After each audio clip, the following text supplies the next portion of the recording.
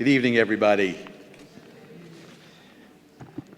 Welcome to Congregation Beth Ahm.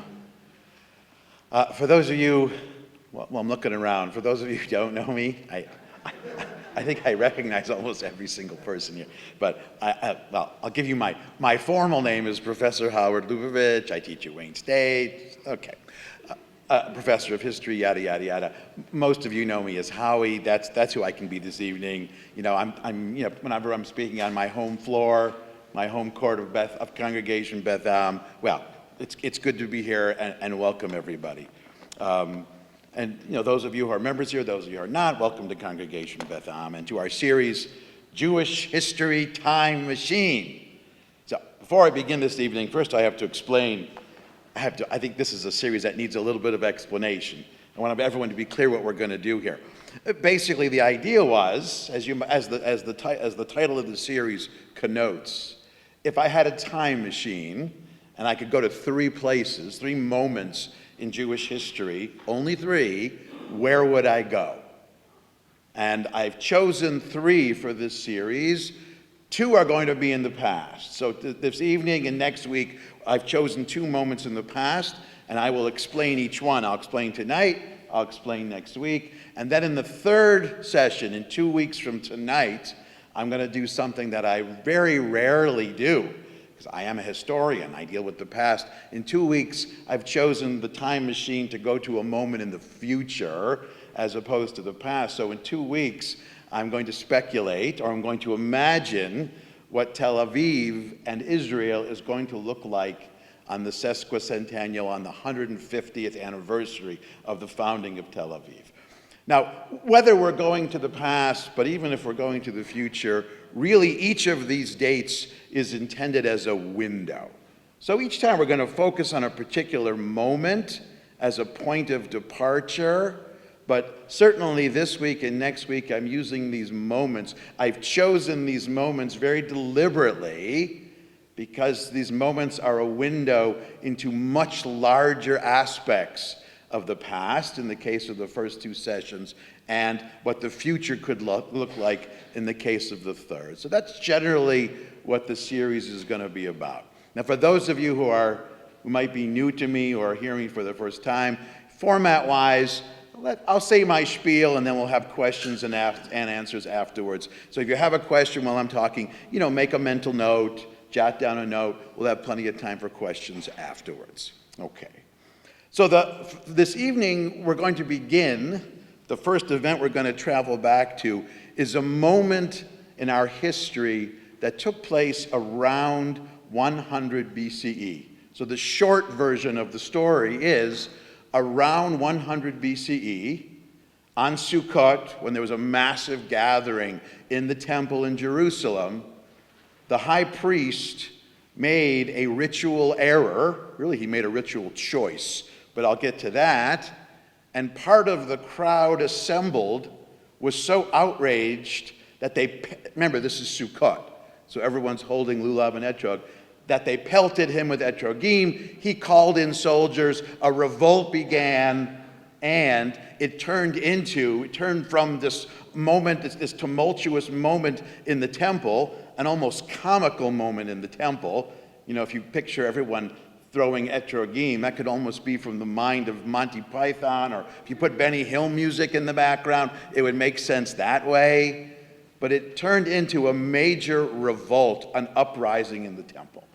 Now that moment fascinates me, not just because it's this dynamic moment of uprising, but really it's a window into what the temple was, what the temple represented. I think it's also important for us in order to understand the world of ancient Israel, the first step is to get a real clear idea, not only of the temple as something static, you know, this magnificent place where they offered the sacrifices and the priesthood, but not just a static picture, but a dynamic picture. It wasn't a place that stood still. Okay, that's the short version.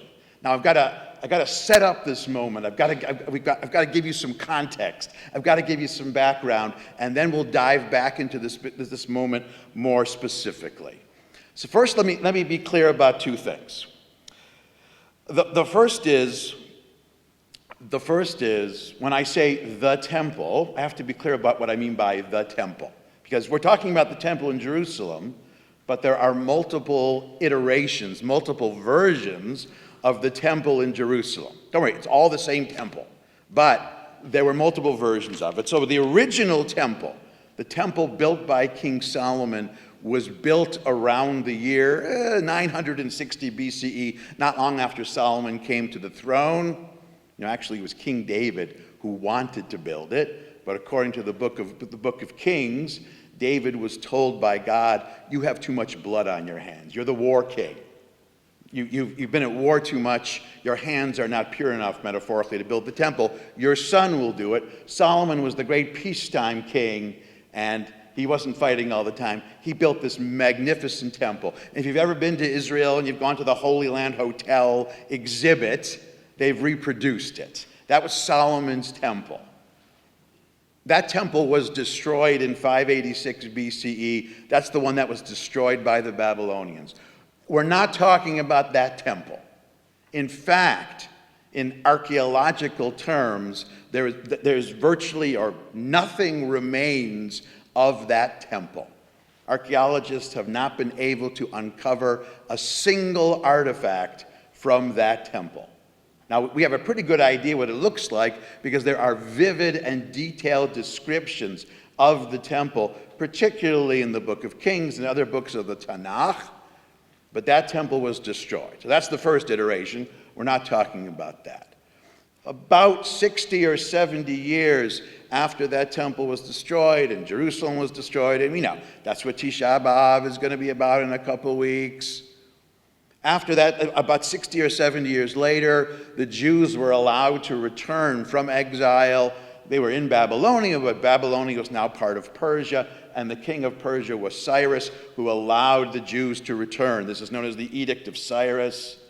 He allowed the Jews to return to the land of Israel, to Judea, and to rebuild the temple in Jerusalem. In fact, his royal treasury helped underwrite the cost of rebuilding the temple. That's known as the Second Temple.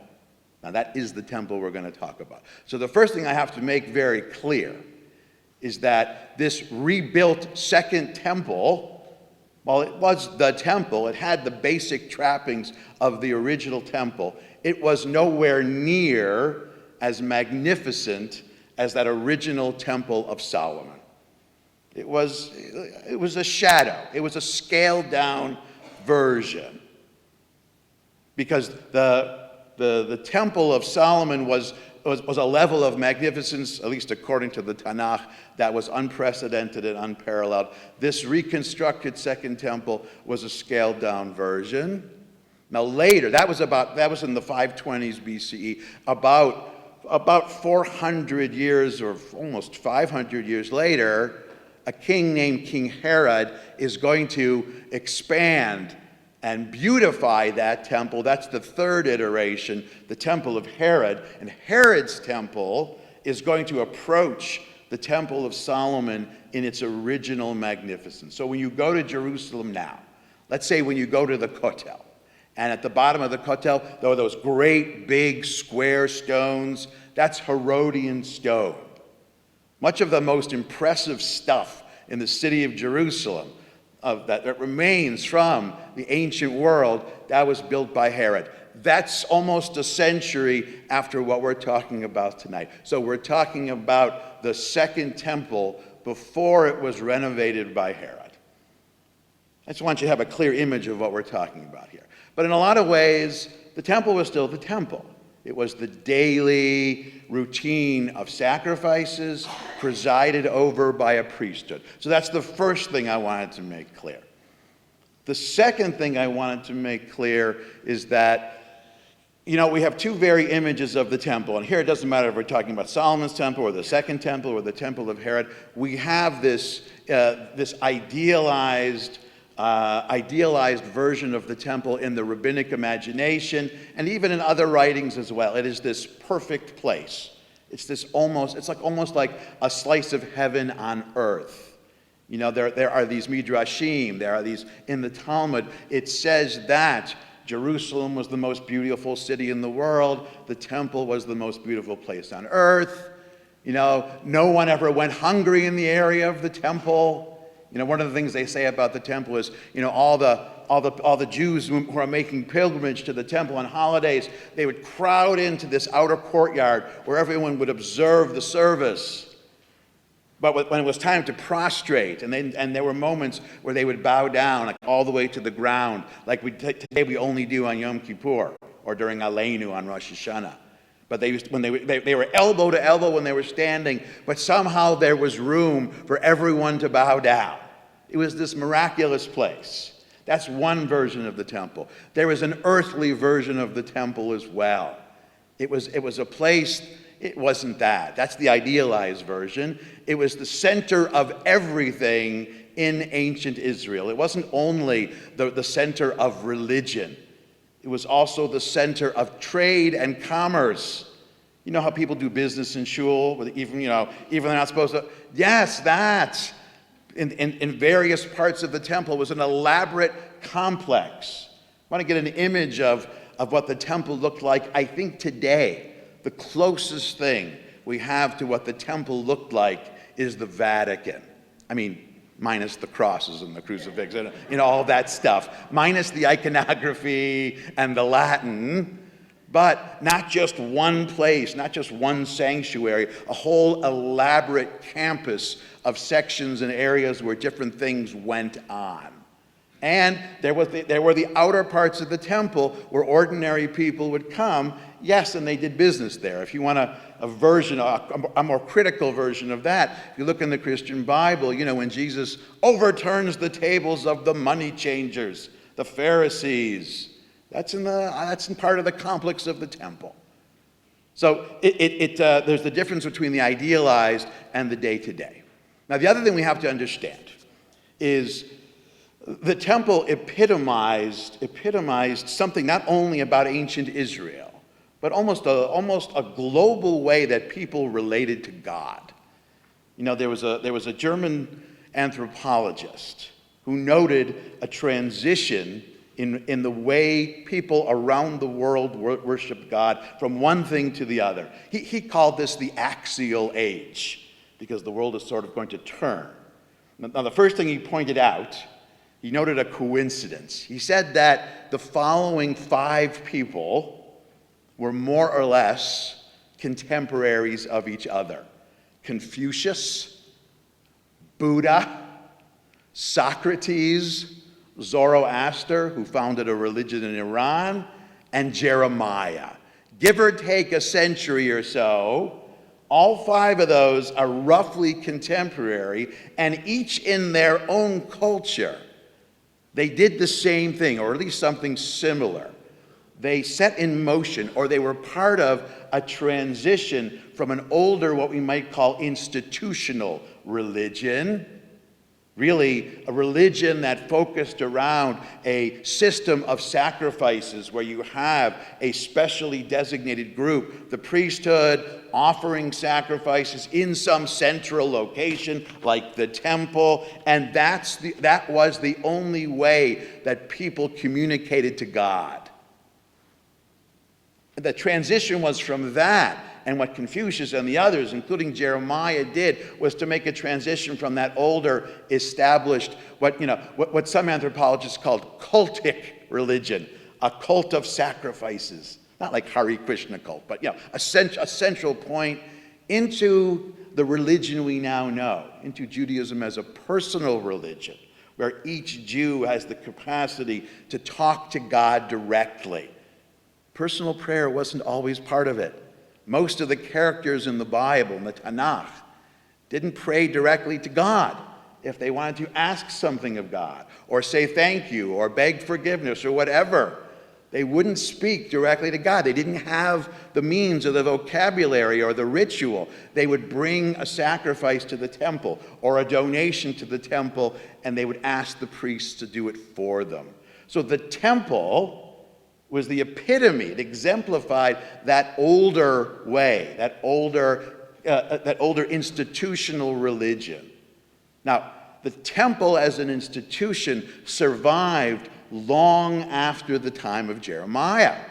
In other words, this transition to a personal religion took place, and it wasn't like you have religion so the temple vanished. No, for centuries we had both personal prayer as a way to talk to God, and we had the temple. In other words, the first synagogues coexisted with the temple. But we had both at the same time. Now, I mention that because once there was an alternative to the temple, where people didn't necessarily need the temple or the priests to talk to God. And remember, we're talking about a world where God isn't just something abstract.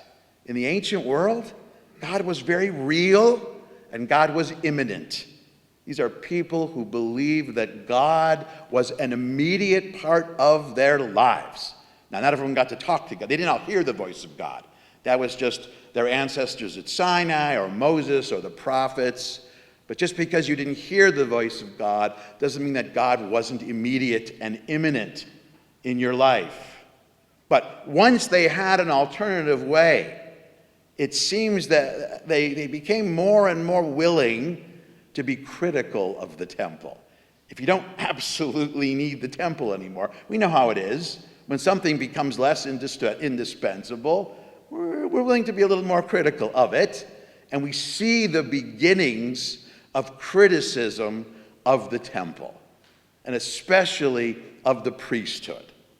Let me be a little more specific there. When we look through the writings of the biblical prophets, and this is the prophets who were prophesying while the temple was standing, and the prophets who prophesied after the temple was destroyed, really what the prophets were doing is they were criticizing three things in general terms.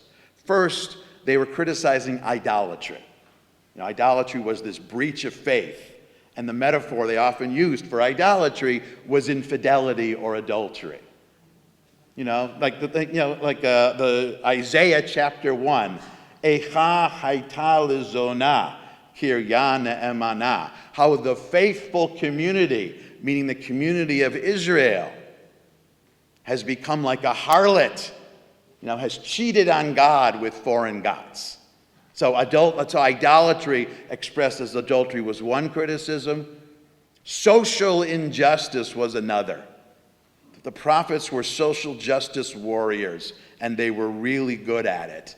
And they focused very intensely on the way that the haves of society mistreated the have-nots.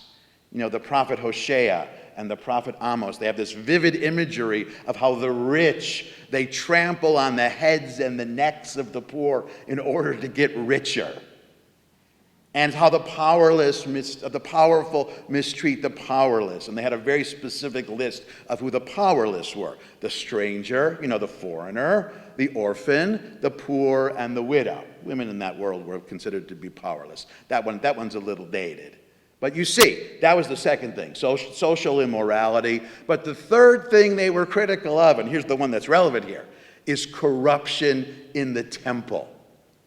The temple service, the priesthood the priests have become corrupt. They're getting these animals, and they're supposed to be using these animals for a very specific purpose, but, they're pocketing some of the donations, and they're taking some of the animals and selling them off for profit. If you want a comparison, the way the prophets describe the temple and its corruption is is not that different from the way that Dante describes the church. Corrupt, the selling of offices, the misuse of holy relics and things like that.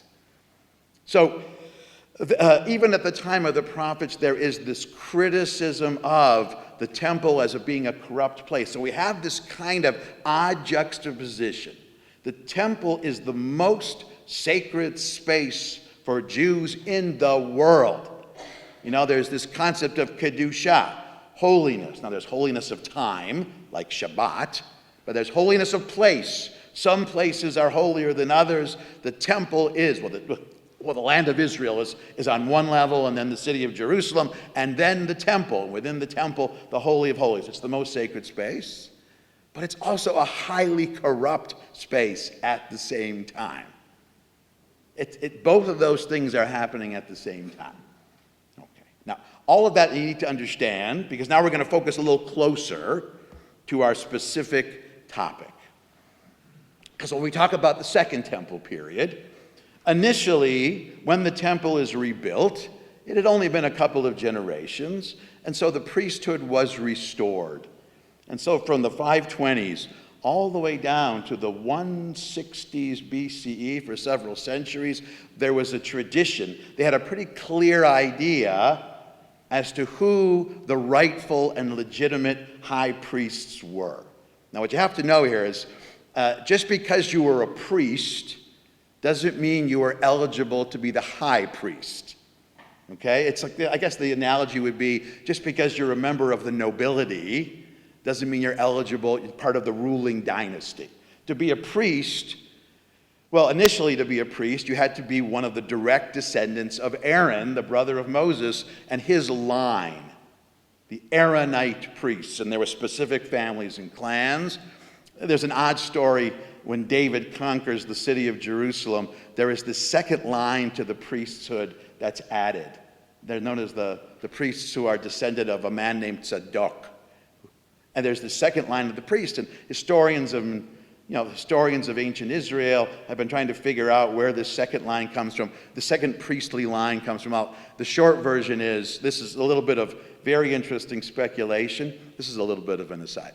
You know, in the book of Genesis, when Abraham, he goes to war and he rescues his nephew who's before the city of Sodom and Gomorrah is destroyed, and there are 4 kings fighting the 5 kings. It's a story in the book of Genesis. But after he rescues all these people, including his nephew, there is this priestly figure whose name is Melchizedek Shalem. Melchizedek from the city of Shalem.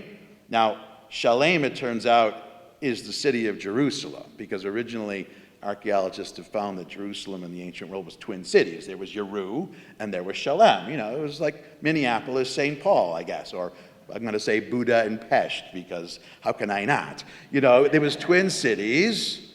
And so when this character Tzadok appears centuries later at the time of King David, you know, Melchizedek and Tzadok, they come from the same root. And so the notion was that Melchizedek, he was part of the indigenous or the Jebusite priesthood from the city of Jerusalem. And when later, centuries later, when David conquered the city of Jerusalem, he basically incorporated the indigenous Jerusalem priesthood. You know, let's say he koshered them and he made them, you know, good and kosher priests. But there were 2 lines of the priesthood. But the reason I mentioned the moment there were Aaronite priests and Sadokite priests, it means there's going to be a question as to who the real legitimate ones are. So by the time we get to the Second Temple, there's already a notion that the temple might be holy, but it's also a place that's prone to corruption. And the priesthood is this sacred institution, but it can also be corrupt. And we're not even entirely sure anymore who the real legitimate priests are. So there's a little bit of suspicion, or a little bit of almost skepticism or cynicism about the priesthood in the temple. So don't get me wrong. The temple is still the temple. And the priests are the priests, and sacrifices are sacrifices. It's still this highly venerated places. But around the edges, there are some question marks appearing. Okay. Now you know all that. I'm going to tell you one more part of this story, and then we can really get to it. Okay. So after several centuries, the temple eventually, it's left intact no matter who's ruling the land of Israel. You know, when the Persians let the Jews come back, they didn't restore any kind of Jewish independence. You know, Judea and Samaria were provinces of the Persian Empire. They were governed by a representative from the Persian capital, but Persian policy, when it came to governing conquered territories, is to allow for as much autonomy as possible. So as long as the Jews paid their taxes, and were loyal to the Persian kings, they were basically left alone and ruling Judea more than anyone else. In the absence of a king, of a Jewish king, it defaulted to the priests. So the priests were not only the religious leaders, the priests were also the political leaders as well. You know, it's the same way that the Pope, for a long time, wasn't only the head of Catholicism, he ruled most of Italy for a long time. He wore both hats. Okay. Now, that theory or that method of governing was reiterated, was emulated by Alexander the Great when he conquered the land of Israel, and his successor Ptolemy, who was from Egypt, did the same thing. But then eventually there was another king who was an Assyrian Greek king. Here's a familiar name to you, Antiochus IV. That's Hanukkah Antiochus. Now, Antiochus III, when he conquered the land of Israel, he's the one who conquered from the Ptolemies, he actually continued the policy of autonomy. Antiochus IV, well, you know, he had a little personal trauma when he was a kid. I don't know if you've ever heard this in connection with the holiday of Hanukkah. Here's a little more background of Hanukkah. When Antiochus IV was a child, or a young man, his kingdom, the Greeks were fighting this upstart people on their other border, on the other side, called the Romans, who weren't quite the Romans yet, but they were getting good, and he was taken prisoner. He spent time in a Roman prison. It traumatized him a little bit, so when he was released and eventually became king, he was very distrustful of his subjects, lest they defeat him like Rome. So he basically revoked the policy of autonomy for conquered peoples and imposed a much harsher rule. That's Hanukkah. He's the one who said, no, you don't get to have your own temple. He replaced the sacred parts of the temple with a temple to Zeus. You know the story of Hanukkah, and that's what precipitated the revolt of the Maccabees, the story of Hanukkah. And you know, I'm not going to ruin anyone's day by telling you the whole miracle of the lights. That wasn't the real story. It was the revolt. The Jews revolted. You know, the Maccabees, Judah Maccabee, they revolted. They defeated Antiochus. They liberated the temple and purified it. That's what Hanukkah is. But that's not where the story ends. It's where the story of Hanukkah ends. But what happens next in that story is the leaders of that revolt, the Hashmonaim, the family of Mattathias and Matityahu and his sons, who are the Hasmoneans, the Hashmonaim. Maccabee was really their family name. Judah Maccabee meant Judah the Hammer. That was their street name. If they were a gang, he was known as Judah the Hammer, or maybe they were known as the Hammers. Great gang name, I suppose, or warrior name. The Hashmonaim, his family, when the revolt was over, they conquered much of the land of Israel. Not only Judea, but parts of Samaria and the Galilee. And not long after the revolt was concluded successfully, they founded a second independent Jewish kingdom. This is known as the Second Commonwealth, and it lasted for about a century, from 164 until it was conquered by Pompey, the Roman conqueror, in 63. And this is known, this 100 years of rule, this is the age of the Hasmonean dynasty. Okay. Now, the Hashmonaim, the Hasmoneans, they did not rule at first as kings. Initially, they were simply the military wing, but when they purified the temple and they restored the temple's service, it wasn't exactly clear who the high priest was going to be. Long story short, before the revolt, there were these two priestly families that had been fighting with each other in the city of Jerusalem. One was called the Tobiad family and the Oniad family, and they basically had mostly been undermined and discredited each other, and they had made all these shady deals. They were sort of out because they were far too corrupt. Nobody trusted them anymore. And in the absence of any clear choice as to who the high priest should be, Simon, who is the brother of Judah Maccabee, and he was the second successor to Judah Maccabee, because Judah Maccabee concluded the revolt, and he had himself appointed not as king, not as melech, but the position he took was called Nagid. A Nagid, it doesn't really translate very well. The best translation I've heard for the word Nagid is ethnic monarch. But for our purposes, a Nagid is someone who has the powers of a king without the title of a king. Because the Hasmoneans, they couldn't take the title of the king because they weren't descendants of King David. They didn't have the proper genealogy, the proper pedigree. So they ruled as Nagid, but then look at text number 1. Now this is a description from a book called the Book of the Maccabees, or in Hebrew, Sefer Hashmonaim. This is what Simon, the second successor to Judah Maccabee, did vis-a-vis the temple. Quote, now I should also say that Maccabees, as the name connotes, this is a book that is a very pro-Hashmonaim book. This is written by someone who is a big fan of the Maccabees. So there is definitely a slant here, but that aside. Whereof, when the people heard, they said, what thanks shall we give to Simon and his sons? You know, this great family of Hashmonaim who liberated us, who fought for us. For he and his brethren in the house of his father have established Israel and chased away in fight their enemies from them and confirmed their liberty. The people therefore sang the acts of Simon, and unto what glory he thought to bring his nation, made him their governor, that's Nagid, and here's the point, and chief priest, they made him high priest. The Hashmonaim assumed the position of high priest. Now, they were a priestly family.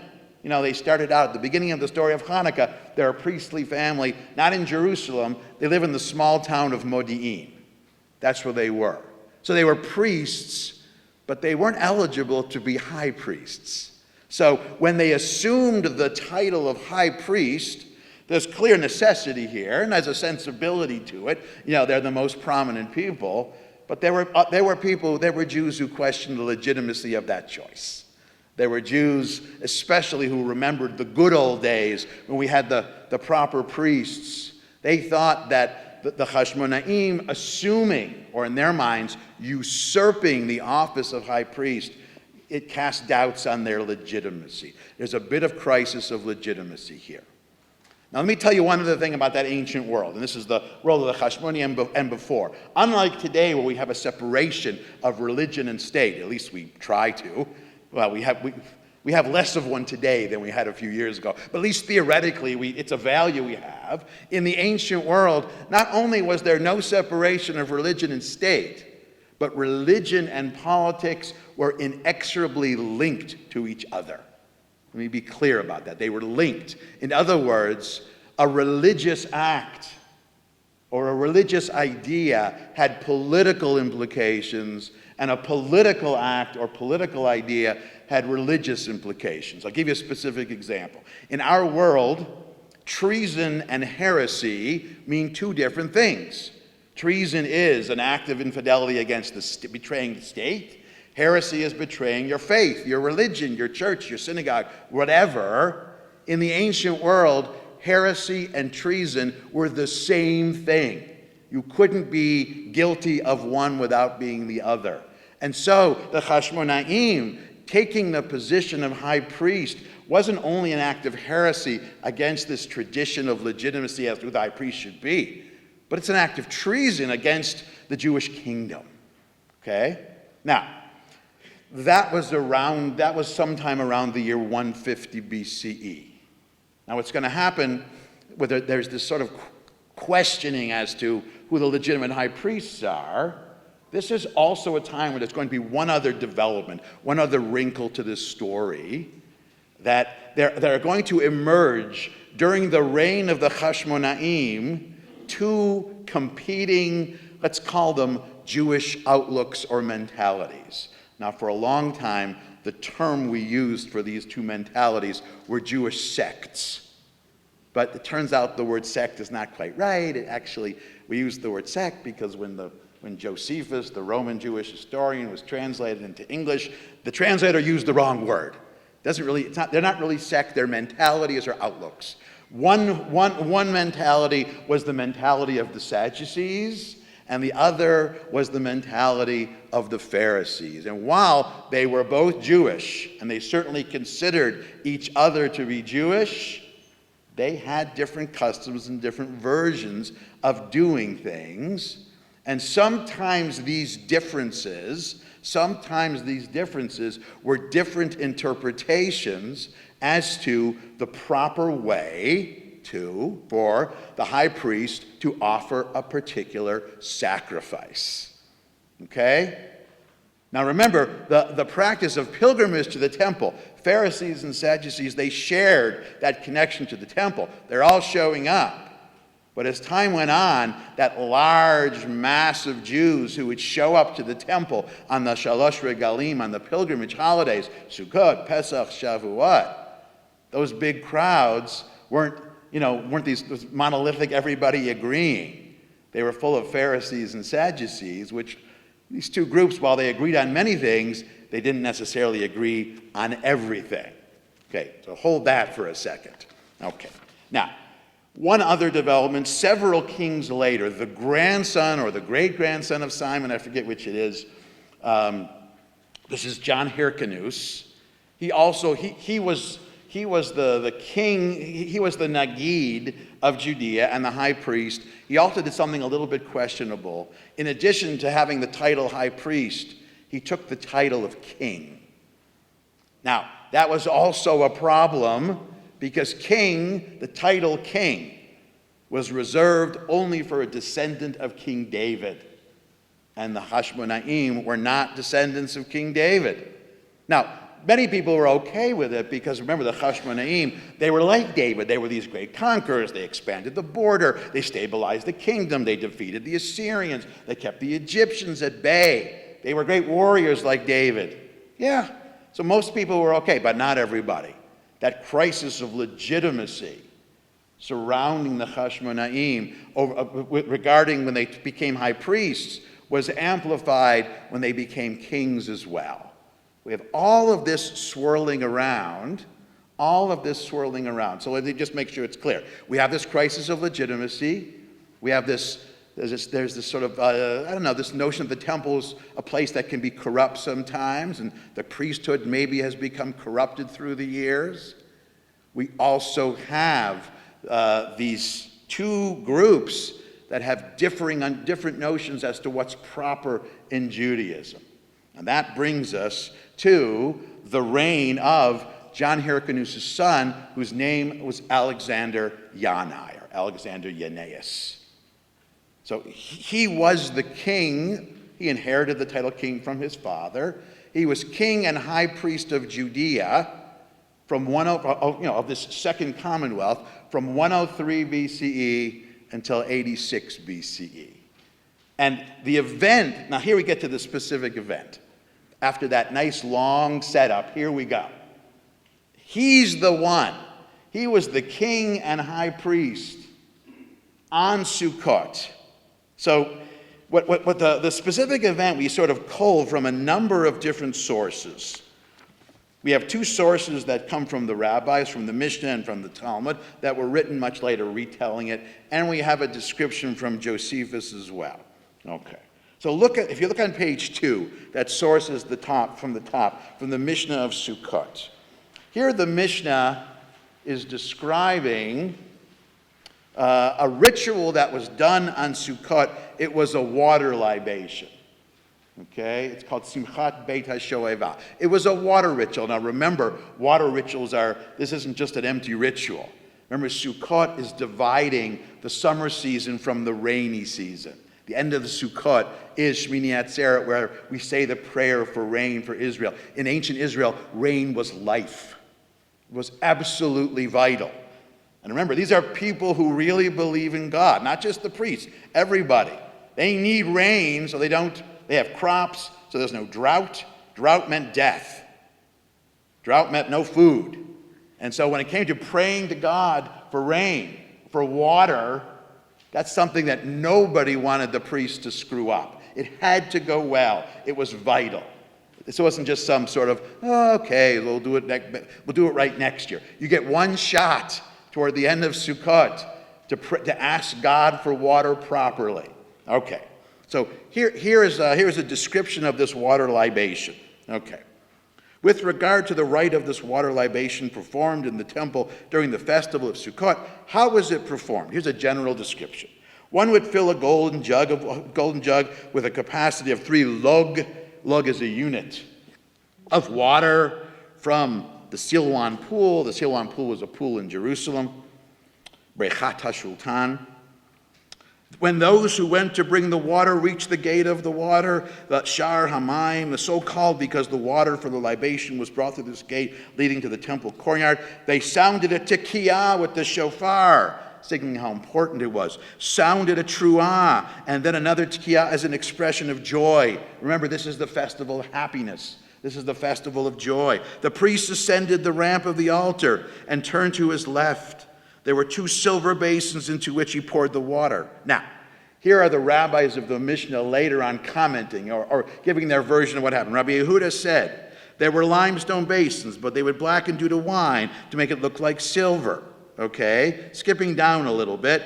One of the basins used for the wine libation had the perforation that was broad. Skip a little bit. The basin to the west of the altar was for water, and the basin to the east of the altar was for wine. Okay. However, if one poured the contents of the basin of water into the basin of wine, or the contents of the basin of wine into the basin of water, he fulfilled his obligation, as failure to pour the libation from the prescribed location does not disqualify the libation after the fact. Now, Rabbi Yehuda, he was a descendant of the Pharisees, as most of the rabbis were, an intellectual descendant, and what he just gave you was the Pharisees' version of the way that ritual was supposed to be performed. See, one of the differences between the Pharisees and the Sadducees is that the Pharisees, they had evolved something that we now call Torah Shebe'al Peh, the oral Torah. Additional explanations and elaborations of the laws of the Torah. The Sadducees, in the legal terms, we would call them strict constitutionalists. If something wasn't specifically enumerated in the Tanakh, they didn't give it any value. And this part of the libation, this is something which wasn't specifically stated in the Torah, but only in the oral tradition around the Torah. So there was a difference between Sadducees and Pharisees as to how it was supposed to be done. Okay? So Rabbi Yehuda, with that in mind, he goes on. The basin for the water libation was not large. Skipping down, he goes, raise your hand so the actions will be visible. So the priest had to make sure everyone could see he was doing it. This is 4 lines from the bottom. As one time, a Sadducee priest, now that's Alexander Yanai, intentionally poured the water on his feet instead of into the basin, as the Sadducees did not accept the oral tradition requiring water libation. That's Rabbi Yehuda centuries later describing the event I'm about to describe to you. Now let's see the moment here. The moment is you have Alexander Yana, a member of the Hashmonaim, the ruling dynasty, who is now king, though not everyone agrees with it. He's also high priest, though not everyone agrees with that.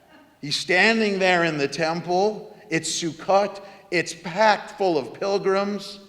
And remember, everyone is holding lulav and etrog in their hand because it's Sukkot. He's doing this libation, which people regard as being vitally important. He comes to the end of the ritual, and now he's got a choice to make. Because if he pours the water into the basin, the Pharisees in the crowd are going to like it. The Sadducees are not. That's not how they think it's supposed to be done. And if he pours the water on the ground or on his feet, the Sadducees in the crowd will like it, but the Pharisees won't, because that's not how they think it's going to be done. Jews. Who else but Jews could have themselves in a situation like this? Now you see that for Alexander Yanai, there is no way to perform this ritual to make everyone in the crowd happy. You see that? That's one of the things I find very telling about this moment. This is what I mean by that it's not enough to have a static picture of the temple. The temple is the place where tensions like this, they didn't just sort of coexist in a vague, abstract sort of way. They really came to head because the people, they're not just disagreeing. They are attaching enormous importance, life or death importance, to that water ritual being done properly. Not only because, God will be mad or God will be happy, but in a very real and concrete way. Either we get a lot of rain this year or we don't. This ritual is absolutely vital. Now, in that moment, from that story, we discover that, skip to page 3. This is an excerpt from the Roman Jewish historian Josephus, who lived about 100 years after this event is taking place, maybe 150. And he wrote one of the first histories of the Jews called Jewish Antiquities, and he's going to describe what happens here. Now, the Alexander he's talking about is Alexander Yanai. So, he's describing what Alexander's in that moment and what he does. As to Alexander, his own people were seditious against him. His people rose in revolt against him for reasons we will see right now. For at a festival, which was then celebrated, when he stood upon the altar and was going to sacrifice, the nation rose upon him. In other words, like the Mishnah said, he poured the water on the ground, and the Pharisees in the crowd rose upon, that's what I mean by the nation here, because Pharisees, they were the majority of the population. The Sadducees were the wealthy elite. The Pharisees were the rank and file mass. The nation rose upon him and pelted him with citrons, which they had in their hands because the laws of the Jews required that at the Feast of Tabernacles, Sukkot, everyone should have a lulav and etrog, branches of the palm tree and the citron, which thing we have elsewhere related. They also reviled him as derived from a captive and so unworthy of his dignity. They questioned his legitimacy to have any of these offices and of sacrifices. Remember, they weren't sure about the legitimacy of him. They weren't sure about the legitimacy of the Hashmonaim in general. Now, I should say here, they pelted him. This isn't the only time that a Hashmonai king / high priest faced this problem.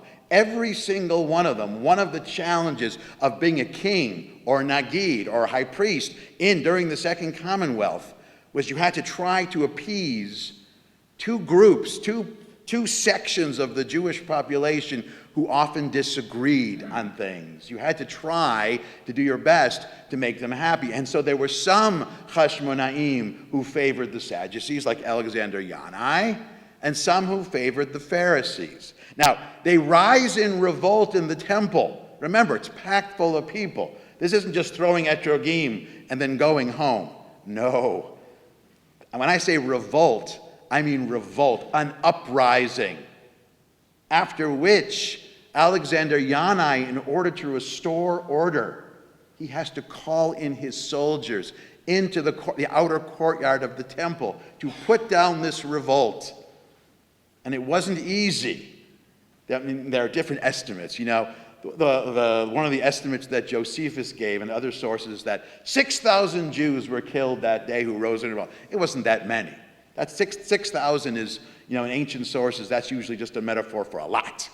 But this was a revolt that wound up being suppressed in a bloody way. And it all started from this moment, from this tension in the temple.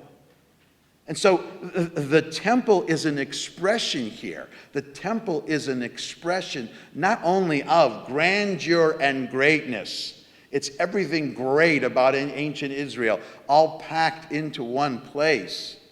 The temple is also the place where all kinds of tensions, I would pretty much say every kind of tension in ancient Israel would be concentrated together, especially on moments when the pilgrims would show up, when the Jews coming to make pilgrimage would show up. Think about it.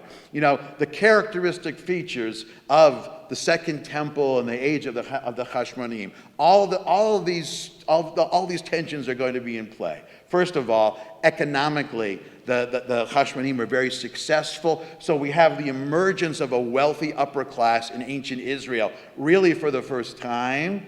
But whenever you have the emergence of a wealthy upper class, you also have by comparison, the emergence of a less wealthy, indigent lower class. There were social tensions here.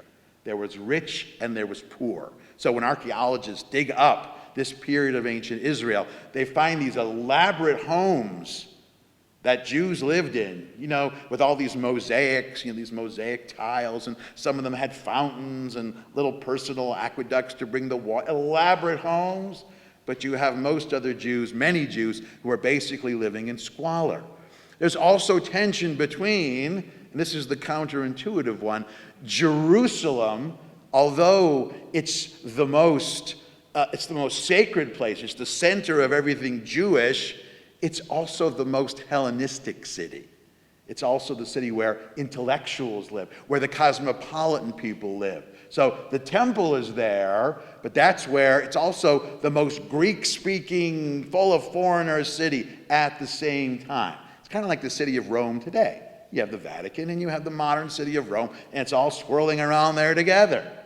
So you have the tension in Jerusalem, in and around the temple, between those Jews who are more pious, who don't want there to be foreign influence, and those Jews who think some foreign influence is okay. And this is one of the differences, or this is the way that the outlooks of the Pharisees and Sadducees clashed, because the Sadducees, in addition to having a strictly constitutional understanding of the laws of Judaism, being the upper class, they also had access to the education and culture of the Greeks. They were the most Hellenized. Today we would say they were the most highly acculturated. They were the most, modern by their standards. The Pharisees were many of them came from small towns. Many of them were more traditional. There was that tension as well. And then, of course, there's all the tensions around the legitimacy of the Hasmonean dynasty itself. And so here is a moment in the temple which exposes in ancient Israel that, a lot of it worked pretty well. But there were a lot of tensions swirling around, and it didn't take that much to unleash these tensions into a violent revolt. Now, in the aftermath of this revolt, Alexander Yanai, he's going to continue to rule for a few more years. But the last years of his reign, the last decade or so of his reign, are going to be difficult and strained. He's not going to be the popular king that he was or that his forebears were. There are going to be Jews, especially those leaning in the direction of the Pharisees. We're not only going to see him as less than entirely legitimate, but they're not going to trust him. Neither as king, because he's the guy who called out the soldiers, or as high priest. There's going to be real concern. Now, it's interesting because he dies in the year 86. His daughter, named Salome Alexandra, she's going to succeed him as king, as queen, but not as high priest, because a woman couldn't be high priest. But as queen, one of the first things she does when she succeeds her father is she reaches out to the Pharisees and said, you remember how my father, Alexander Yanai, favored the Sadducees? I'm going to reverse that policy right now. I'm going to be the champion of the Pharisees. She wasn't going to repeat that mistake, because one of the things she recognized is, the Sadducees might have more money, more wealth, but numerically, the rank and file Jews, who most of them don't live in Jerusalem, but 3 times a year at these crucial moments, they pack into Jerusalem. You need to win their support. She wanted to be more of a populist or popular monarch. Alexander Yanai, he was more elitist. That's just the direction that he leaned. But it's going to inform the way that the last 2 Hashmonaite king and queen, the way that they governed. But the problem isn't going to end there, because remember, after this incident, the legacy is going to live on. Look how this incident was alluded to in the Talmud. Look at the bottom of page 2. Now this is going to be another description. Okay. Now the point of departure here is they're talking about this water ritual. and they're going to allude to what happened, but this is an example of later generations learning a lesson or noting the legacy of this event. What does Rav Ashi said? Okay.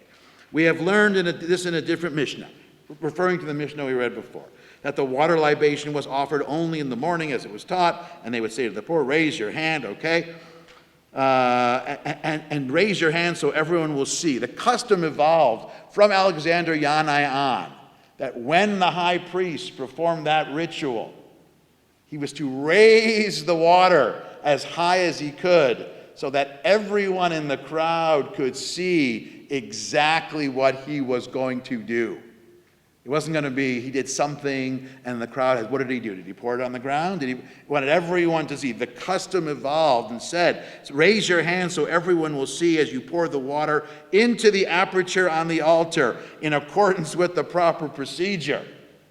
Very clear that after that incident, the high priest was going to do it the Pharisee way. We're not going to have that fiasco again. This was done because one time a Sadducee priest, meaning Alexander Yanai, who did not accept that there is a mitzvah of water libation, who wasn't following the proper procedure, poured the water onto his feet, whereupon all the people pelted him with their etrogim in anger. Since the episode evolved etrogim, it's apparent that took in the water, and now they're going to talk about some other aspect of Jewish law. The point is, that incident, it was imprinted on the Jewish psyche. And it wasn't only a question at this point, what's the right way or the wrong way to do it? The larger conclusion that's going to emanate from this moment, and this is going to be a vital conclusion for the way things work in ancient Israel. The conclusion is the mistake that Alexander Yanai made was an indifference to unity. What he really should have done, I mean, remember, hindsight is 20/20. What he really should have tried to do was to figure out a way to do the ritual where he wasn't taking sides, where he wasn't going to divide the people. What that moment needed. And remember, these are the rabbis of the Talmud looking back. They have the benefit of hindsight. And the temple isn't there anymore, so they're not actually doing this. But in that moment, one of the crucial things to remember is unity over division or sectarianism or disunity. And unity out of that event is going to become one of the signature features of Judaism for centuries. Because let's be honest, disagreements like that between different groups of Jews, I don't think it'll surprise you if I tell you this isn't the only time that Jews have disagreed about something. I'm willing to bet I could say something right now. I could divide this audience in half. That's just partly, that's the times these days, but any time. You heard of 2 Jews, 3 opinions. It's a funny kibitz, but let's be honest, it's at least 3 opinions. Not only do we disagree, we're really good at disagreeing. You can't find a page in the Talmud where there aren't rabbis disagreeing. But, and here's the legacy of this event, or the lesson from this event, is that disagreement must take place from a context or within a framework of unity. As long as we're all unified, as long as we're all on the same page, that makes it possible to disagree. If we're not agreeing on basics, that's where it gets much, much more difficult.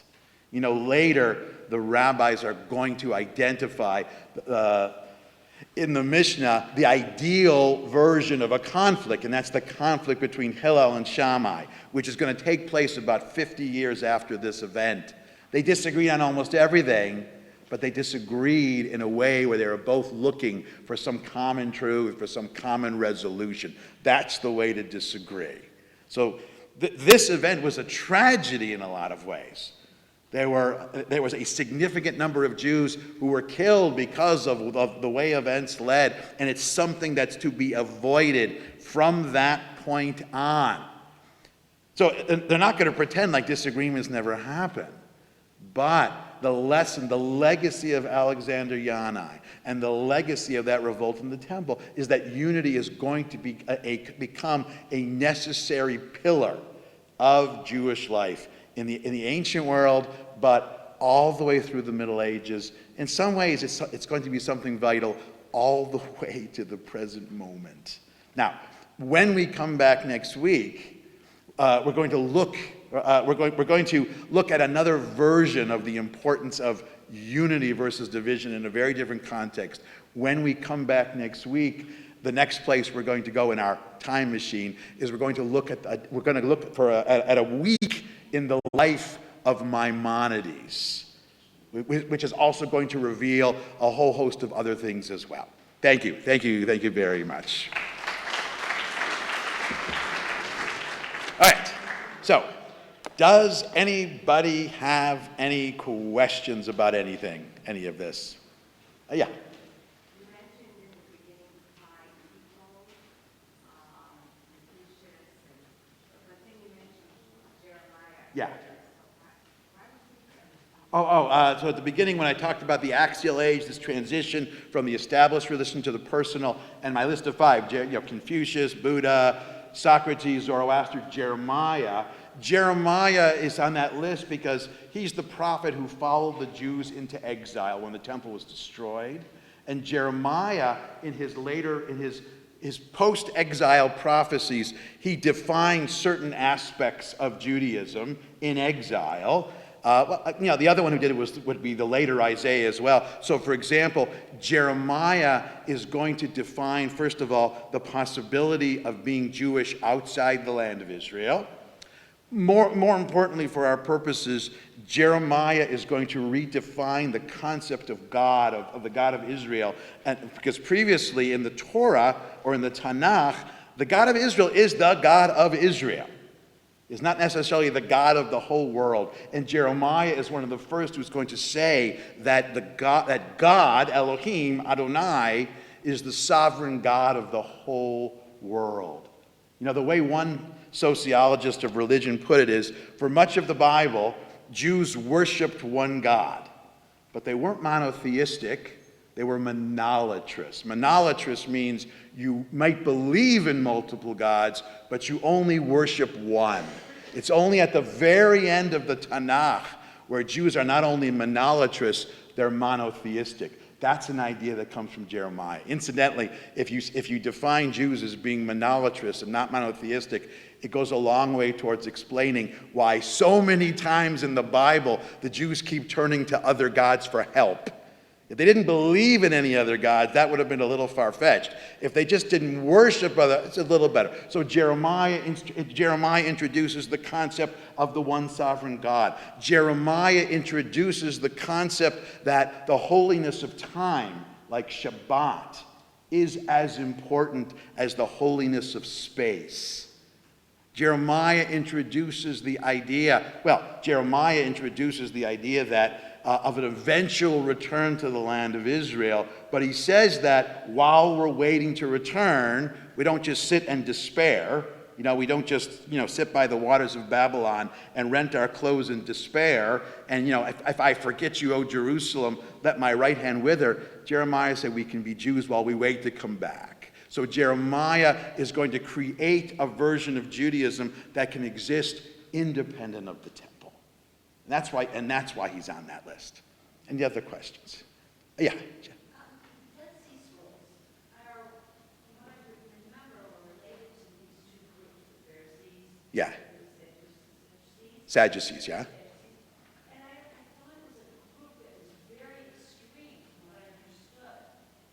Who authored those scrolls? So the question is, he's saying that he was asking that one of the groups, the Pharisees or the Sadducees, one of these groups was more extreme. The extreme group at the time were known as the Essenes. That's the group that was at the Dead Sea. They believed that history was coming to an end. The main difference between the Pharisees and the Sadducees is, like I mentioned, the Pharisees believed that there was this oral tradition of law that supplemented the laws of written scripture. And because of that, they had additional standards of observance, which the Sadducees didn't have. So they kept kosher more meticulously, they observed Shabbat more meticulously, they observed ritual purity more meticulously. So they were more meticulous, But I wouldn't say they were more extreme necessarily. In fact, in some ways, because they had the concept of an oral tradition of law, their oral tradition of law was more fluid and flexible. So they were more, their Judaism was more adaptable. The Sadducees, I mean, they were the ultra small c conservative Jews. They didn't want anything to change. But I wouldn't describe either one of those as being extreme, especially because whereas they disagreed with each other, neither considered the other to be non-Jewish. The Pharisees considered the Sadducees to be less ritually pure than they were, but they certainly didn't put them in the same category as non-Jews. For a Pharisee to marry a Sadducee, it might have been awkward, but it wasn't a shanda. It wasn't an intermarriage. Does that answer the question? Yeah. I always think about Jews being attacked by the other side. Yes. Okay, now we have Alexander. Right. Okay, is there many instances in our history where We're fighting each other? Well, do you really want to hear this? Yes. So the question was, typically when we think of Jews being attacked, it's from outside, and that definitely happened. But, in the stories of the Bible and the stories of the Second Temple, there are many instances of Jews going after each other. The children of King David never stopped fighting with each other. They fought and killed each other on the battlefield until most of them were gone. When Solomon became king, one of his brothers went to war against him to steal the throne from him. And with the Hasmoneans, the one thing they weren't really good at was a succession from one king to another. So yeah, there were more. A lot of these. These civil wars tended to be smaller and elites fighting each other. Prior to the Maccabean revolt, the fighting we don't talk about, these two priestly families I mentioned, they were having a little civil war in the city of Jerusalem. And one of the reasons Antiochus came in, because one of these families invited him in to basically put down the other family. Here's another example. One of the reasons that Pompey conquered Jerusalem and ended the dynasty of the Hashmonaim was that, long story short, remember I mentioned Salome Alexandra couldn't be the high priest. She made one of her sons high priest, and the other son wanted it, and they began to squabble, and they each had their following, and in 63 they invited Pompey in to arbitrate the conflict, and Pompey showed up with soldiers. But there are lots of times we fight, especially when there's sovereignty to fight over. Yes, Jews fight with each other. Now, diaspora Jews, we tended to fight a lot less with each other. It's part of the experience of living under foreign rule. But yes. Yeah. Two related questions. Sure. So, clarification one first. Were the Hasmonean kings always the high priests?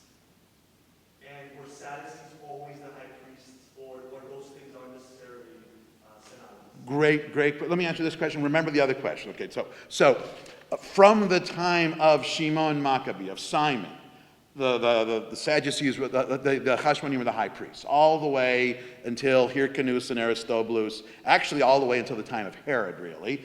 Some descendant of the Hasmonean family were high priests, and then Herod killed them all. But for over a century they were. Now, as far as being Sadducees, like I said, one of the choices that the Hashmonaim had to make as either Nagid or as king was they had to favor, let's call it, one party over the other. And it was very difficult. They all wanted to be on good terms with both.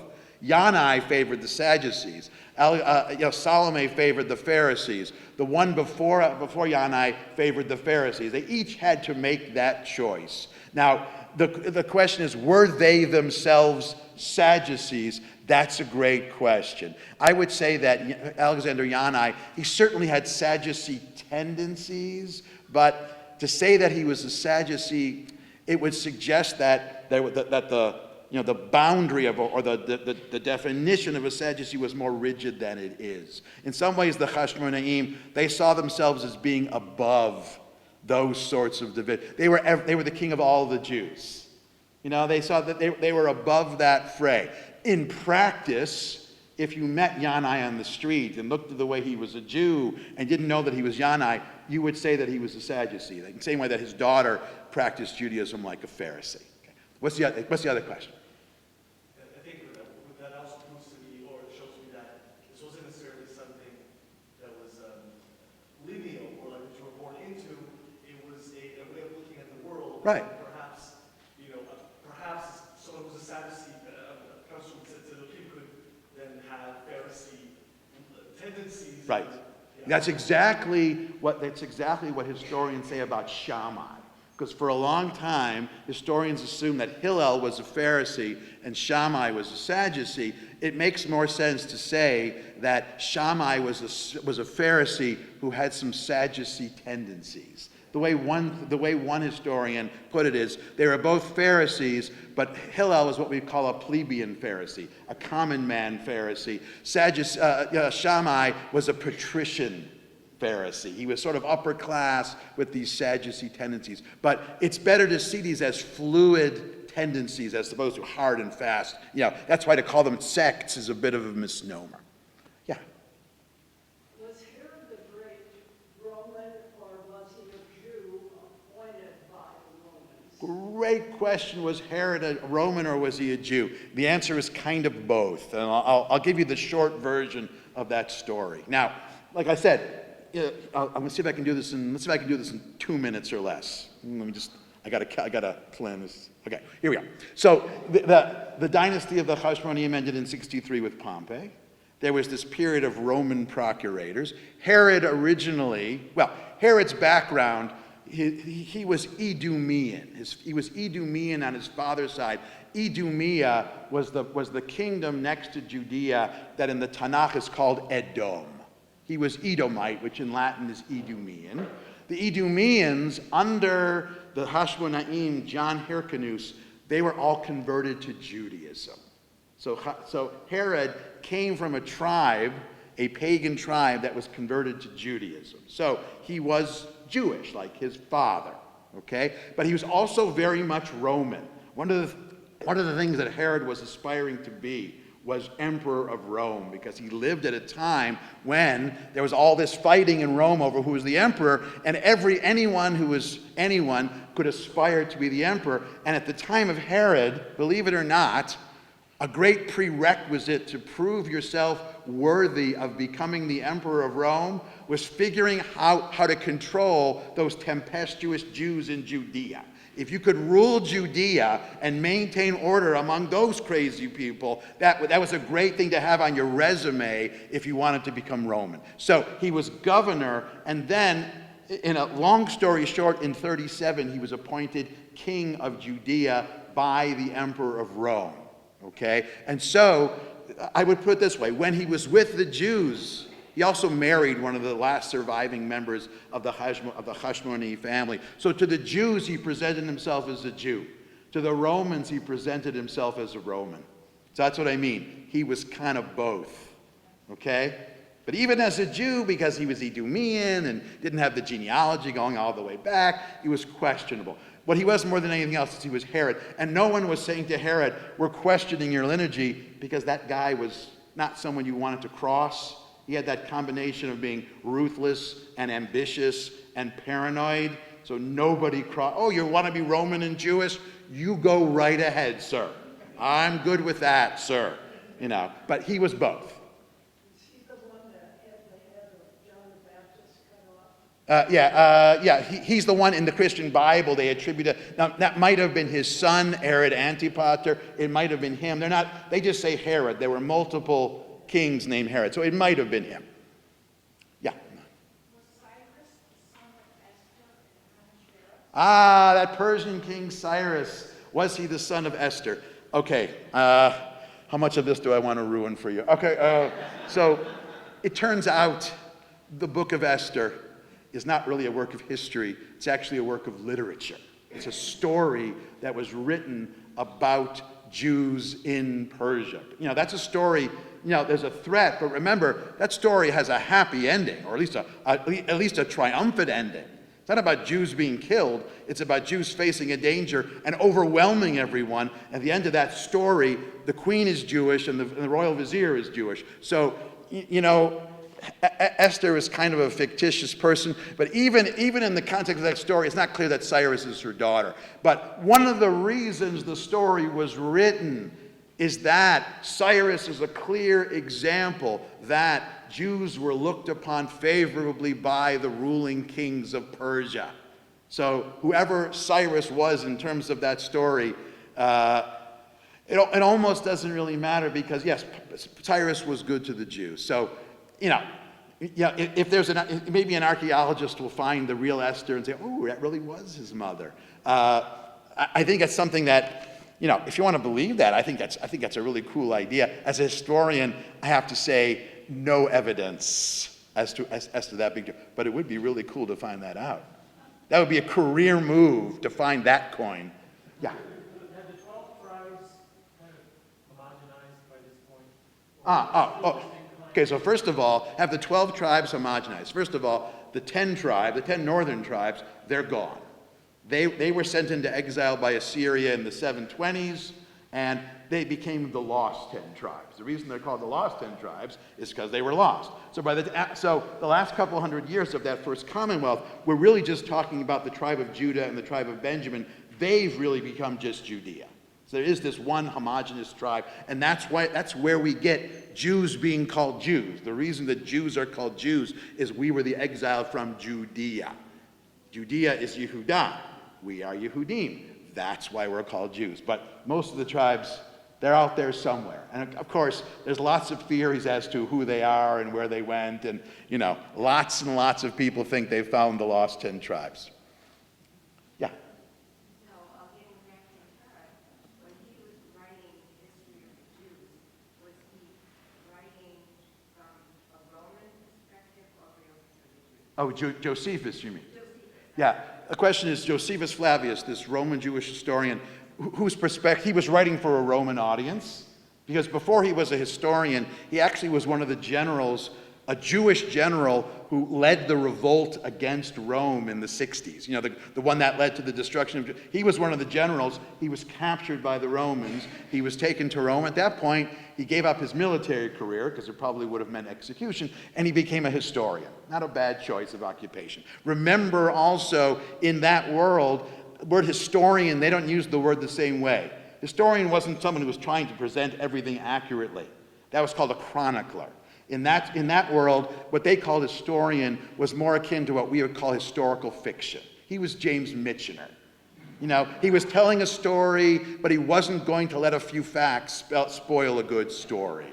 But as far as audience, he is retelling the story of the Jews for a Roman audience. And you can see even in terms of his style, because when he's recounting the stories, whether it's in the Tanakh or afterwards, how in Greek tragedies, there'll be these monologues off to the side.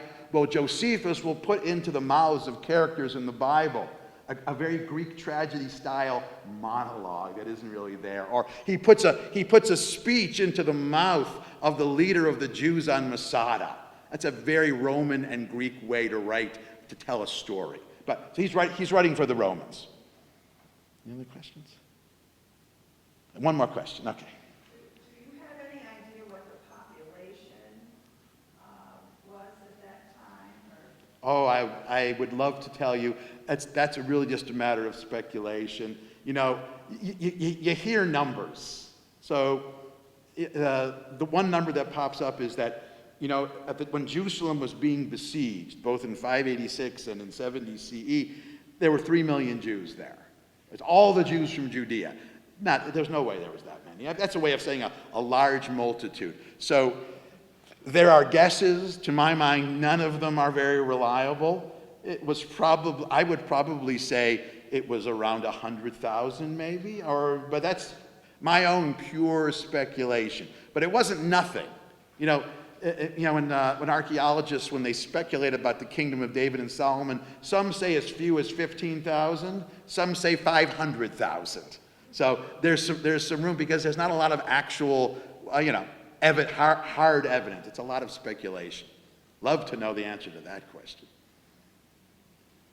If there are no other questions, we will continue next Tuesday. Thanks. Next Wednesday.